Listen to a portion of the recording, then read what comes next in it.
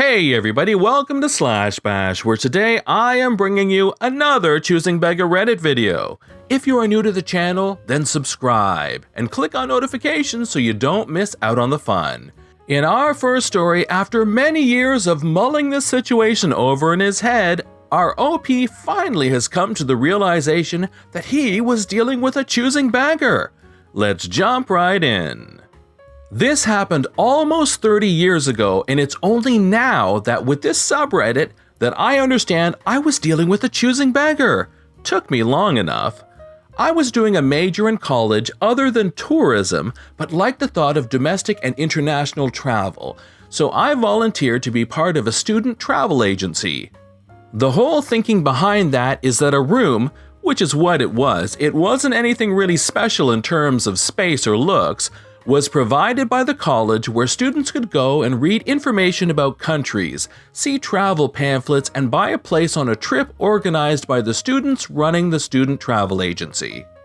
This was before it was possible to do all this via the internet, so students had only two choices: a regular travel agency or a student travel agency. The difference was that the student travel agency didn't charge a commission of any kind, making any trip generally cheaper than anything found at a normal travel agency. In the fall of that year, it was decided that a week-long ski trip would be organized at a resort north of Quebec City shortly after the holidays, the week before classes resumed for the winter semester. This would include round-trip bus transportation from downtown Montreal, since that's where the college was located, a hotel room with 4 students sharing a room, ski lift passes, and breakfast for each day. After having secured all arrangements and sorted out a really nice price for students, the agency announced the availability of this trip. Students started getting groups together and started purchasing the packages. It was a very popular offering, and available packages were going quickly. A couple of days into the selling of the packages, I was alone manning the office, and a group of 3, 2 girls and a guy, came in and wanted to purchase a package, but there was a problem. They were only 3 and could afford only 1/4 of the package each. I myself couldn't sell a package for 3/4 of the price, so I told them they had 2 options: get a 4th student to pay the missing quarter, or 2, pay each 1/3 instead of 1/4 of the price. They said they couldn't afford the extra amount, and they didn't think they could find an extra student before we sold out of those. So, as I had been at the travel agency only since the beginning of the semester, all I knew for sure was that either the package is sold as is or isn't sold at all. No special accommodations could be made since the student travel agency didn't make any money and had no wiggle room for anything. Working part-time as a student, when I wasn't in class, studying, or being at the student travel agency, I was able to have a little bit of disposable income, and since I had never gone on anything more than a day-long ski outing with my school a couple of times in the past, I thought that it would be nice to go skiing for a week. So, I offered to sell them the package, and if they couldn't find another student by the time December came along, to let me know, and I'd buy that 1/4 share of the package. In early December, the group of 3 came back to the student travel agency and said they couldn't find another student to complete their group. So I said, okay, well, I did offer to buy the 1/4 share of the package if that happened, so I'll live up to my word and I'll purchase it. Everyone was happy that I would make it possible for them to go. Otherwise, their money would have been refunded and they would not have been able to go. Later that day, I took the money out of my bank account and made sure the package was fully paid up. The day of the trip came up and I got on the bus. It was full except for 1 seat, so I sat there. There was no one next to me until one of the girls, from what was now my group, got on the bus. She saw that the only seat was next to me and gave me a glaring look that I didn't really understand. She asked some other girl to trade places with her. Odd, but it was fine by me. I had a great time talking about many things with that other girl, and it made for a trip that felt shorter than the 3 hours it took to get there. I arrived at the room with the 2 other members of the group there, the other girl and the guy. They thanked me for picking up the share and making this trip possible for them. When the girl from the bus arrived a short while after, she still looked angry but didn't say anything. But okay, fine, I thought. You can't be friends with everyone. But as the week passed, the girl got angrier and angrier. We had traveled on Sunday, and by Thursday, she blew up at me for no reason, lashing out with all sorts of insults and at one point even throwing a glass of water in my face. I guess I couldn't get angry because I really didn't understand the situation, and she wouldn't tell me what I had done that angered her so much. I just left the room feeling it was best to simply get away from all this nonsense. At this point, there were still a couple of nights left, and if Thursday was bad, as it had steadily gotten worse, I didn't want to see what the next couple of evenings in the room would be like. So I went and checked with the other members of the student travel agency that were there, and it turned out one group had a member that had an accident and had left on the second day there, so there was a group that had a spare spot. I went to that group's room and asked if they wouldn't mind having me as part of their group, as a girl in my group was just making it impossible for me. They were actually good guys and said no problem, so I moved rooms.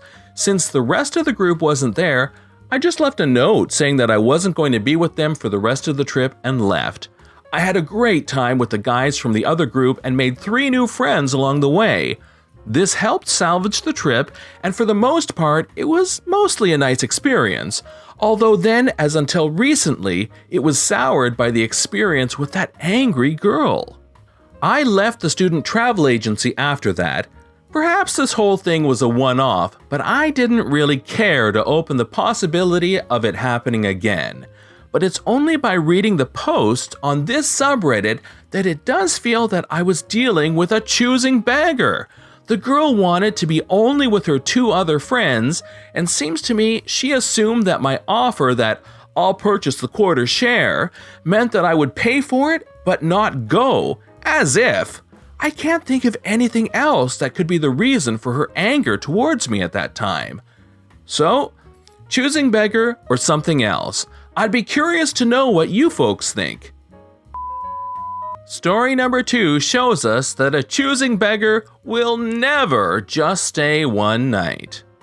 When I was 19, I rented a single-bedroom house by myself. I was working 50 to 60 hours as a shift lead for a Tex-Mex place to afford it. It was my place, and I was so happy to have it. Going from a house with 5 siblings where I never had my own room to a house all by myself was amazing. Of course, with all good things come the load of people who want in on it too. Today's tale is about Megan, which is a fake name. Megan was my 20-year-old coworker who was kicked out of her parents' house. She showed up at work crying on a day I wasn't there. The shift lead on duty called me and asked if I could take her for the night while she figured things out. So I go get her, take her back to her parents' house to get a few things, which ended up filling up my car, then brought her home. A few things about Megan. She is both physically and mentally unstable. She spent a few days in mental institutes and has been hospitalized several times due to what was later diagnosed as lupus, but that diagnosis wasn't until almost a year after she lived with me. So a day or 2 after she moved in, she gets a call from the person she gave her cat to the prior year. The cat was sick, and the person said Megan needed to either get the cat or they would have to put it down. So we got the cat. It was obviously neglected and covered in fleas. Megan said she would never trust anyone with the cat again. I told her when we brought her home, the cat would have to live in the garage. I had a cat with FIV, so her immune system is really weak, and I didn't want to risk her getting sick. Well, while I was at work, Megan let the cat in and sent me pictures stating, "See, they get along fine." I talked about taking my cat to the vet to make sure she was handling it okay, and every time I brought it up, Megan would say, "Perfect, and you can take my cat too."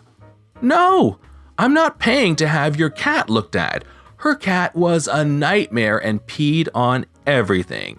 After a few weeks, when it was obvious Megan hadn't found her own place, I told her we needed some kind of formal agreement. so we wrote up a month-to-month lease for her. I should have kicked her out, but I'm a pushover, and between her mental and physical health, I felt trapped. She panicked at almost any form of confrontation. I was worried I would kick her out and she would kill herself, which she almost did. Came home one day and all her pills were lined up on the table and she was missing. She was so close to doing it, but called the hotline and checked herself into the hospital instead. When she wasn't in the hospital, we had fallen into a routine. She worked mornings, I worked nights. She didn't have a car, so I would get up at 7:30 a.m., wake her up, go defrost the car, come back in to wake her up again, not so nicely the second time, take her to work, go home.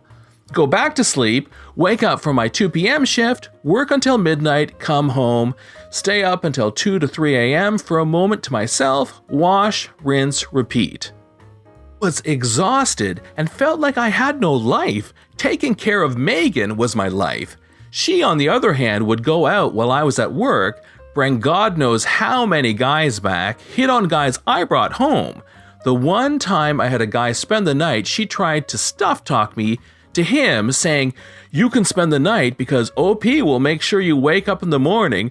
Just a heads up, she can be a witch about it." Like, excuse me? You are a grown butt woman living on my couch who can't get herself up for work. I'm sorry, I'm not going to hold your hand and help ease you up every morning.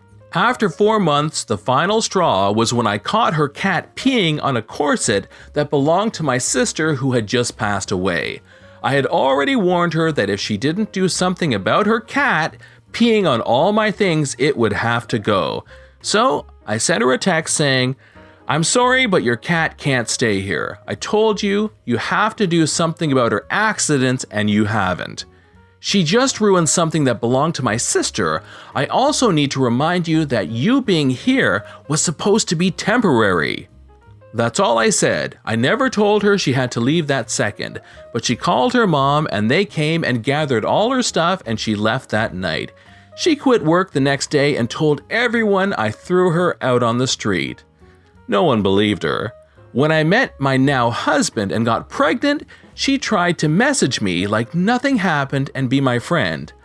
I don't understand why several people thought my pregnancy was the time to reconnect. If I didn't want to be around you when it was just me, why the hell would I want you around my kid? This has been John from Slash Bash. Thanks for watching. If you've enjoyed the video and want to see more of them, then hit that subscribe button. We'd love for you to drop a like, share it with your friends, and we will see you in the next one.